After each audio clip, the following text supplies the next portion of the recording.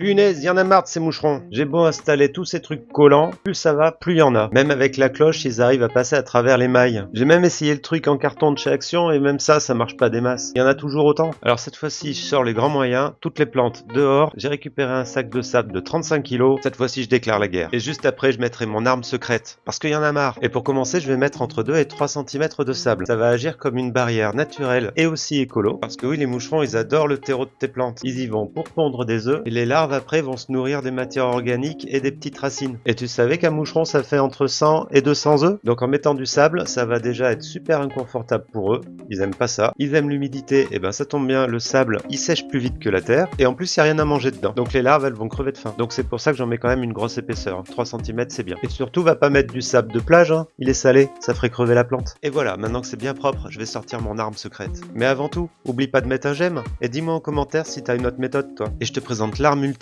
contre les moucherons, la poudre de diatomée. Et ça a intérêt de marcher, hein, parce que le pot de 2 kg 35 balles, ça fait mal. Alors je t'explique tout, c'est une poudre minérale issue de fossiles d'algues microscopiques. Absolument pas chimique, 100% naturel. Il faut juste faire attention à un truc, il faut que ça soit marqué sur l'étiquette non calciné, c'est important. Et t'as vu avec, ils fournissent un masque, alors mets-le et sois prudent avec quand même, parce qu'il faudrait pas respirer ça. Et dans cette poudre magique, en fait, les fossiles ils sont microscopiques, mais ultra tranchants. Tu peux t'imaginer, c'est comme de la poussière de minuscules lames de verre tranchantes. Et du coup, notre moucheron, quand il va toucher cette poudre, eh ben, il va se couper un peu partout. Du coup, sa peau sera plus étanche et il va perdre l'humidité et il va mourir de déshydratation. Et ça aura le même effet avec les larves dans ton terreau. Par contre, si tu veux que ça marche, il faut que la poudre, elle reste sèche. Donc le mieux, c'est de le mettre sur le sable qui est sec et de surtout pas arroser la plante, bien sûr. Tu viens mettre une couche de 2 mm environ, en prenant bien soin d'en mettre partout et de pas laisser de trous. Et normalement, si tout se passe bien, en 1 à 2 jours, les moucherons, ils devraient mourir. Et en une semaine, ça sera la fin du règne des moucherons dans mon appartement.